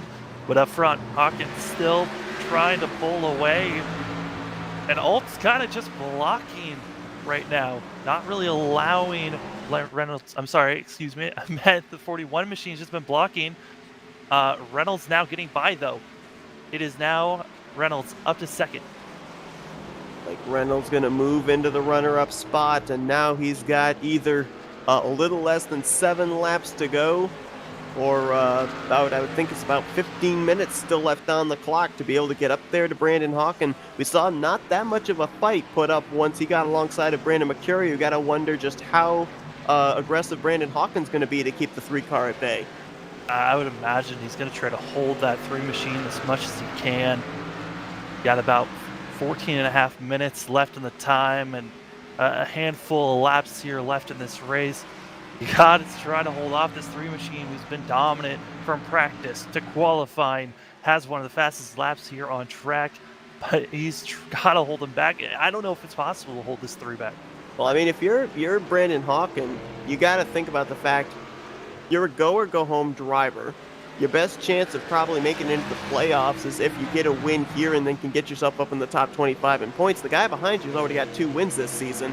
He's just trying to get a 3rd and rack up the playoff points. So, you got a little bit more to lose than he does, so why not take the risk and try and block him, make him pass you somewhere where he may not want to. Reynolds taking it very wide there, trying to get as much momentum into these straightaway, these fast left corners, trying to get as much as he can. Getting right on the back bumper of 89. 89's taking it wide, trying to block that off. Oh, wow. The 3. Hope he's got good suspension because that was wheel hopping half. Oh, Dylan Alt. And I believe he's able to keep it going and going to be staying in 4th, but that could have been terrible if the 40 came in with more speed into that corner. Now, I'm not sure what iRacing does in terms of penalizing a driver for if they overcut a portion of the course. But I know that as long as, with road course rules, we got a battle for the lead here. I know as far as road course rules, as long as you don't advance your position, if you maintain where you're at, you don't get penalized. They could possibly going side by side into the going up the hill. The 89's able to stay where he's at, but Reynolds, he has the speed. He's going to probably be using the draft here coming down the straightaway. And right now, Blake Reynolds might be just trying to intimidate Brandon Hawken, force him to make a mistake so he can capitalize. Nope, he's actually going to try and swing around the outside here into an upcoming right-hander. Well, he's hoping that he could stay side by side, not able to. They're going to get back to single file. But yeah, back to what you were talking about with speed penalties. Usually if you cut a course, you have to yield that. There's a yield in time where you have to let off the gas, and then racing will allow you to continue racing. So you'll just lose time a little bit by having to let up. As up front, Reynolds trying to get side by side, or just trying to make a move. Maybe have to use the bumper soon as he's taking it wide, trying to figure out and try to find as much speed everywhere he can. And right now behind him, you have Brian Mercurio saying, yeah, you guys make contact and spin each other out, and I'll just take this win from you guys, because the way that the 3-car is trying to overdrive some of these corners and trying to get to the quarter panel, I think sooner or later he's going to end up causing a wreck between himself and Hawken. He might. I mean, he's just riding right on his 89's bumper. Just trying. He's going off the track. He's going low. He's going high. Trying to make any move he can to find as much speed to possibly make this pass. I thought he was going to do it back on that one straightaway where he had a ton of space, had the draft to work with. But he's just trying to take it wide, avoid the rumble strips, but at the same time, trying to just get as much speed as possible. And it's just hard for this 3 machine at the moment. I mean, it's tough enough at a super speedway or at a 1.5-mile track to be looking out your windshield and out the rearview mirror at the same time, trying to make sure that you block someone making a move on you. But how much more difficult does it have to be at a road course with lefts and rights and heavy braking zones? It's gotta be so difficult. You gotta figure out your timing of when someone in front of you is gonna brake. You gotta make sure that you don't spin your tires coming off of the corner. You don't want to slide coming into the corner. There's so much you have to think about, while also, when you're on a straightaway, think about using the draft at the best opportune time. As they're coming around the final corner, it's gonna be 10 minutes and 30 seconds left in this race as they're coming to about 5 laps to go. Boy, Blake Reynolds, the second lap that he has given the 89 a shot going into that corner, but Hawkins been able to hold on to it, and he actually gapped the 3 of Blake Reynolds just the least a little bit. And as these two are racing, I'm noticing the gap is starting to whittle away. Brian Mercurio's starting to close in on these top 2. Mercurio's got to just run his clean laps. He's got to hit his marks. He's got to be smooth, hit his rhythm, and just wait to see if Blake Reynolds gets aggressive, gets too annoyed about staying behind the 89. I don't know if Reynolds knows that they're going to run out of time yet. That is something to watch out for. I would imagine that he's gotten radioed in. These guys had to have gotten radioed in. That time is dwindling down as we're below 10 minutes now. And I don't think we're going to make it to the end of this race. It's going to be close, though. I don't see how we can. 2.5 minute lap, a little less than 2.5 minute lap times is what they've been running the last couple of times, and we got 5 laps to go. So, we're still talking somewhere in the vicinity of about 12.5 minutes to run these 5 laps. Right now, Blake Reynolds just waiting, prowling, waiting until he can make his move. I think he's just trying to get to one of these heavy braking zones to try to bump the 89 out of the way, but Hawkins is able, whenever we get to these types of places, there's a little bit of runoff that he can use. Gets bumped off, gets on the throttle a little bit early, and just takes off from there. I'm getting a little loose there as he tried using a little bit of the runoff. There's a little bit of paint there between the actual racetrack and the runoff area, and he got a little loose, a little squirrely using that. I almost think he's actually trying to use some of these runoff areas too to try and get a run alongside of Hawkins, so that way that's a place that Hawkins can't block him. Trying to use everything he can. Once again, Blake Reynolds, he always likes to take that corner way wider than everyone else. It seems like he loses time every single time he does that. He needs to stay on the course, maybe use the rumble strips to his advantage instead of trying to run over them and get onto the off of the track. We asked at the top of the program who was out there that could maybe beat Blake Reynolds. How about a go or go homer in Brandon Hawkins? He's got just about 4 more circuits to do it, and even less than that based off of the time left in the session. I mean, if you want to think what's crazy, I mean, Reynolds has some front-end damage that could be affecting him right now. But during qualifying, Hawkins ran almost a second slower than Reynolds, and he qualified 7th. And he's up here up front, battling, defending, and holding off the number 3 machine that's been so dominant here almost all day. And I know that obviously Blake Reynolds has had to back off a little bit with some of these challenges he made, but the last 2 laps, Brandon Hawkins has been faster than Blake Reynolds. That last time by, he was about 2/10 faster than the 3. And how about this? Blake Reynolds' focus may change. Instead of battling for the lead, he may be looking at himself in a battle for second with Mercurio, because the 3 of them are less than half a second separation. I gotta wonder, was Blake Reynolds messing around too much during the pace laps? I know he already pit when we saw him drifting around, but I was watching him. He was going off track sometimes. He wasn't really trying to keep his tires the best that they could be in shape. I don't think anyone was really worried about tires, but could that have been affecting him? Is that why he's not able to really make the power moves that we were seeing him make earlier? Boy, I don't know. You may have a point there for sure. I mean, right now, these guys you're looking at, they all pitted back on lap 10. So they're all equal in terms of tires when they pitted. But to your point, based on the tire wear under pacing, that could be the deciding factor out of all of this. Watching these guys race around, we're coming to 6 minutes and 30 seconds left on the server time. They're not making it to the end. There's just not enough time. They're probably going to end this race about halfway through a lap, and I don't know if Reynolds knows that. Talk about the comeback of Derek Justice, still running in 9th. I want to give a comeback shout out to another guy as well, and that is Spencer Burns in the 06, because he was also involved in that lap 1 wreck, and right now he is in the 6th position. So great runs for a couple of guys there in Burns and Justice, who were involved in the first caution of the day. And I think Matt Wishart in the 97 has run into some issues. I hate to see that. He was doing so well, just trying to have a decent race, and that happens. Up front, Reynolds trying to use his bumper to move the 89 out of the way, not able to. Yeah, 89 now still. we're trying to keep you guys aware of what's going on track, back outside of this battle for the lead, but we're going to be keeping it up front here because this is just too good to miss. Yeah, they are still bumper to bumper. And when they're going to be crossing the line, it's going to be 5 minutes and 30 seconds left in the server. And they're going to be coming to 3 laps to go. So there's not enough time. They're going to finish it out in the middle of that last lap.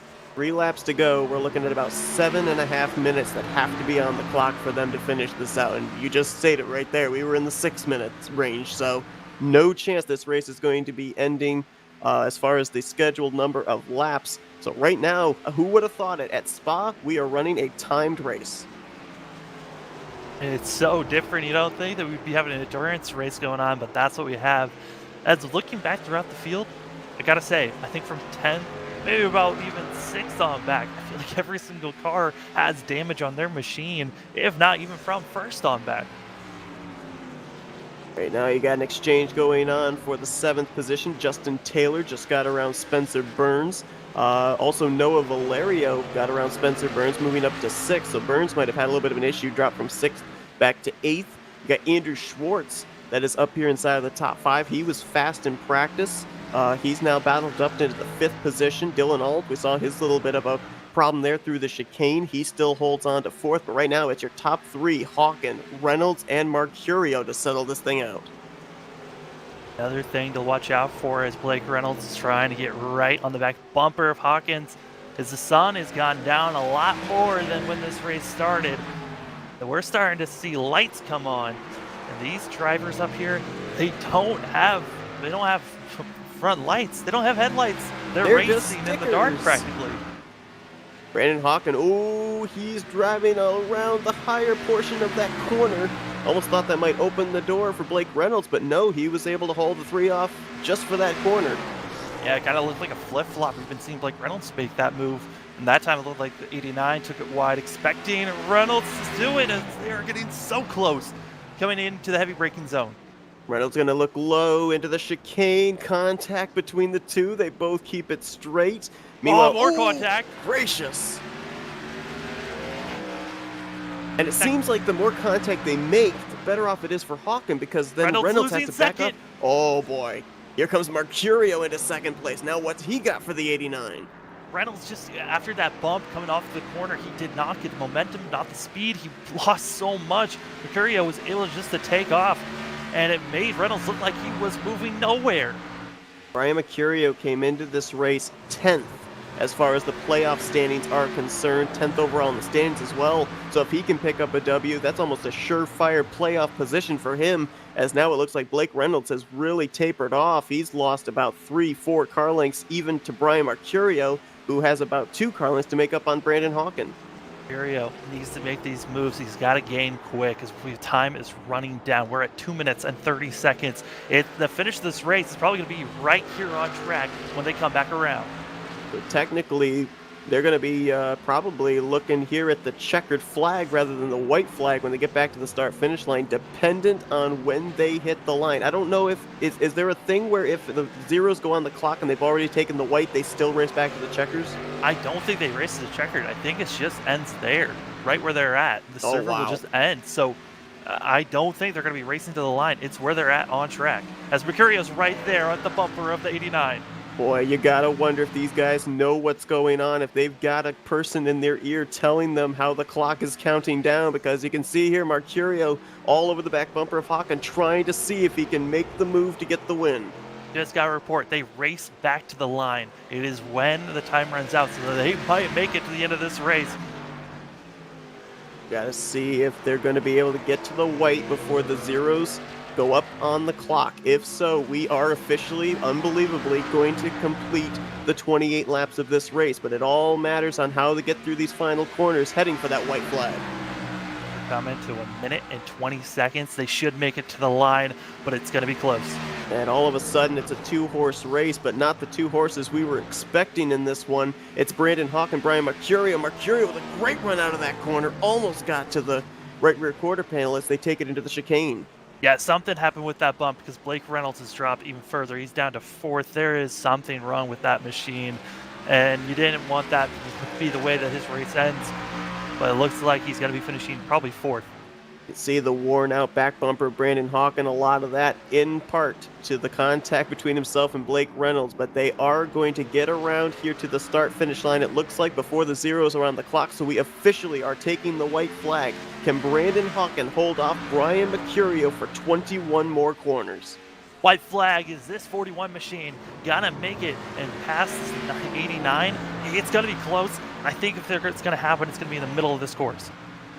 A driver 10th in the standings trying to run down a driver 48th in the standings. Both these drivers looking for their first win of the season here in the FTF Grand National Series. Brandon Hawken with about a car length over Brian Mercurio. Mercurio seems to have been better here in the first half of the course. Hawken's a little bit better in the second half. A little update on Derek Justice. He's moved up he's still up to 9th, but could be battling for 8th. But all the action up front as we're on the white flag. Now 2.5 car length separation from Hawken back to Mercurio. Question is, does Mercurio even have the car to get up there to the back bumper of the 89? If he can get up there, he's got a shot of trying to move Hawken out of the way, but he's got to close up about 3 car lengths now.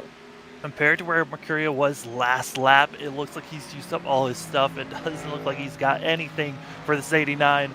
A car that had to come in through the LCQ, and he could be in this race win if he just hits his marks as he is slowly pulling away from the 41. What a crazy season it's been already. Kane Cook, the Daytona winner, he's been down there hovering between 20th and 25th in the points. You had Michael Cozy Jr., a go or go homer, win a few weeks ago at ISM at Phoenix. And now it's looking like, unless Mercurio can pull off a miracle couple of corners here, another go or go homer, and Brandon Hawken is going to pick up his first win of the season. It's either the go or go homers, or we've been seeing Blake Reynolds and Derek Justice win. But it looks like today it might be a go or go homer. Like I said, hit your marks. Drive smooth as you can. I know it's getting hard to see as the lights are coming up and the sun's going down. Brandon Hawken, based on the fact that here at Spa, everyone that was a go or go homer made the main event with the 60 cars being able to be on track. Hawken makes it into the field, put up a tremendous fight with Blake Reynolds. It looks like he is going to hang on here unless Mercurio is able to make a real big drive into this final corner to pick up the checkered flag. We asked, who was there that could topple Blake Reynolds at a road course? We're about to get the answer as he's turning for home. It's gonna be Brandon Hawkins with the lights flashing of all the cameras. He's gonna be winning here at Spa. Brandon Hawken crossing the line, taking the checkered flag. Incredibly, they were able to make it a lap-counted race rather than a timed race. I mean, that was down to the wire, a nail-biter. The battle between Hawken, Mercurio, and Blake Reynolds there in these final 5 laps, unbelievable. And I'm going to say this right now. Those early cautions were well worth it if we got a finish like that. Yeah, it really was. A lot of machines were tore up at the end of this thing. Almost everyone that's running has some type of damage with all the rubbing and racing that went down. But I got to give it up to Hawkins. He came in really a dark horse, qualified 7th, really wasn't on our radar of cars to watch out for to win this thing, but he was there at the end. I watched this guy able to hold off a Coca-Cola driver and Blake Reynolds, and now I understand that one of the Under 2003 leagues I run in, he dominates so well. I mean, if you can hold off a guy like that on iRacing, then my goodness. Got to give credit to all these guys. They're running in the dark at this point. They can't see anything. Is he going to be able to even find the front straightaway again to do his burnout? I was hearing on the radio some of the drivers, they've been struggling to see on that last lap. It was hard. Yeah, it's almost difficult to see his. Thank goodness it's painted yellow, or else if it was a dark gray, we probably wouldn't even see him right now. Probably wouldn't. He's drifting around these corners, having some fun. Brandon Hawken does get the win. Brian Mercurio brings it home in second. So even though he doesn't get the victory, a guy that was down there very close to the tail end of the playoff standings is going to have a great points day today. And right behind him, Dylan Alt, who had that little bit of a hiccup in the chicane, a great comeback finish for third. Blake Reynolds, as you mentioned, dropped all the way back to fourth. I think it was that last shot that he gave to Brandon Hawken. I don't know if it gave him front-end damage that really killed his speed, or if he just burned up all of his tires and wasn't able to keep pace with the top 2 after that. But he's going to fall back and finish in fourth, and Andrew Schwartz going to complete your top 5. But then you look down through the rest of it, and there's a lot of comeback stories. There's a lot of more go-or-go homers with Noah Valerio in 6th, Justin Taylor in 7th, Derek Justice with that comeback. I mean, that's the comeback of the race right there. A guy that was involved in the first caution, the points leader coming in, survived Spa with 8th, and then you had a couple of other go-homers there, and Ryan Williams and Spencer Burns completing the top 10. From top to bottom, I think with everyone that ran, I was surprised that a lot of these guys were able to finish. We only had about 10 cars that weren't able to finish this thing, and overall, that surprises me with how many cautions we had, how many cars had damage. Everyone just putting in as much work as they could to try to finish this thing out. And there's a couple of other guys back here, even inside the top 20, there were some comeback finishes. Shane Theron, who got caught up in that Tyler Claybaugh spin back on, I think it was our third caution. It might have been our second caution. He battled back to finish 14th. Jake Poulin was caught up in the lap 1 wreck. He finished in 16th. And I know that's not necessarily the finishes that they want to get. They all want to finish top 10, top 5, of course, go to victory lane. But when you get involved in early incidents at a road course, if you can just salvage a top 20, especially with how many drivers we had in the field, that's got to feel pretty good. Yeah, I mean, top 20 is in the top half of the race. You had 49 drivers out here racing as hard as they could. And I mean, 48, I should say. And you got in there in the top 20. It's impressive, especially with all the accidents that happened. Great race for those guys. Dalen Barr is going to finish back in 24th, led a good number of the laps in this race, especially between cautions 3 and 4. There's Tyler Claybaugh. We know that he got involved in a spin there during that last green flag run, finishing in the 31st position. Michael Cozy Jr., I mean, we're talking about Brandon Hawken now with his road to try and get in the top 25 to be eligible for a playoff spot. Well, Michael Cozy Jr. already has a win at Phoenix, but a 38th place position here today. He's got some work to do still to be able to get himself into a playoff spot. Yeah, luckily there's still a couple more races to go before we get to the chase time, so a lot of work to be done, and we'll be out of a road course, going to short track racing next week. And I think that's where you got to see a lot of these guys that probably didn't have the best finishes trying to switch their luck and try to have better ones next week. So we're going to see here if we can get any of our top 3 for a race interview. We may have to wait just a little bit here for them to be able to get in. But I also look too in terms of, we talked about the race within the race. The last driver in the playoffs to the first driver out. Well, Kyle Riley finished this race. He was the first driver out. He finished this race in 33rd. The guy he was trying to run down, Sean Butler, finished in 39th. So while he didn't make up a whole lot of points on him, he still closed the gap up quite a little bit to try and get that final position, talking about the 62 car. Yeah, as long as you're getting those small points, you got to keep on pushing as hard as you can.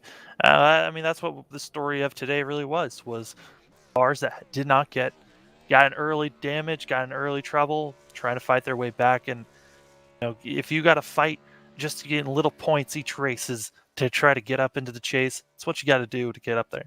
And a lot of guys that were right behind him as well that are just outside of playoff spots also struggled today, like Cody Atkins finished 26th, Cosmin Shinoshu finished in 30th, Justin Malello in 34th.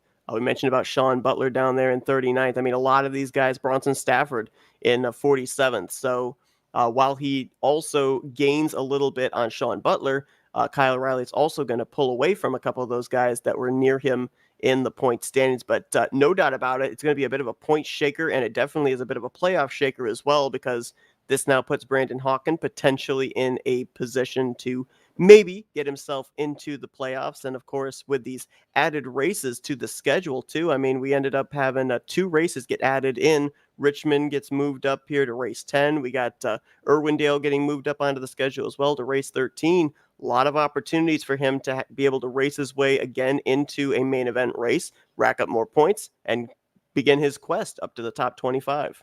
And you also got to think about the wild card race at Talladega. That's going to be a big points day for some people and a huge loss day for others if you're unlucky. It's going to be a fun one to watch in 2 weeks.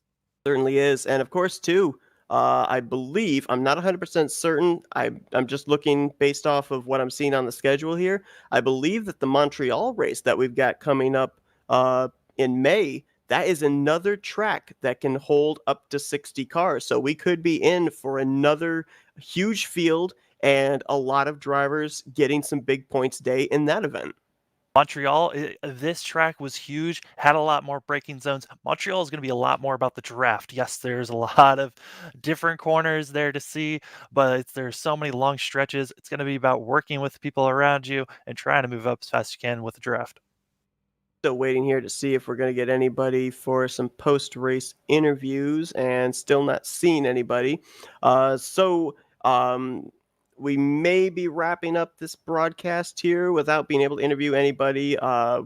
There is another broadcast that's going on simultaneously with us. They are utilizing the broadcast room that we've been using the last couple of weeks, which is perfectly fine. It just kind of makes it a little bit more difficult for guys to be able to get in here to be able to get some post-race interviews. So unless we see anybody hop in, we'll actually start closing down this broadcast. And I mean, you brought up the point earlier, Sam, and I'm just going to kind of beat this dead horse just a little bit more. We didn't really expect to see as many cautions as we did. No, we didn't expect that many cautions at all. I think maybe one, then an add-on of that competition caution. But to see as many as we saw, seeing so many cars have so much damage, it was extremely different from what we were expecting. And I think it made it a lot more exciting at the end for us to see that Blake Reynolds didn't win the race. We thought he was going to be the dominant car, and he showed his pace for the first half of this race, but damage kicked in, and he was not able to be the car on top at the end of this one. And those four cautions also had us run so many pace laps that it got down to the nitty gritty as far as how much time was going to be left in the session. Miraculously, with maybe about maybe half a minute, 45 seconds to spare, they were able to get to that start finish line. But that made it very interesting as well. Okay, I've just been given word that we are not going to have any post-race interviews, so therefore we are going to close this out now. So thank you all for tuning in to tonight's event here from Spa. If you stuck around at the end, boy, you saw a heck of a finish. Sam, once again, thanks for joining me. I know that it's pretty late right now, and we're both getting ready to go to bed, but thanks for sticking it out. It's always a pleasure. No, it's a good time to watch some of these guys racing. And again, we will be back here next Saturday night to bring you the short track action from Richmond International Raceway. It's starting to get very interesting here with a lot of different names popping up in Victory Lane, a lot of different names that might be in the playoffs when we get to the end of the regular season. But for Sam Dyer, I'm Seth Cole. Thanks for tuning in to tonight's FTF Grand National Series race as you've been watching another broadcast on the Flatout Racing Network.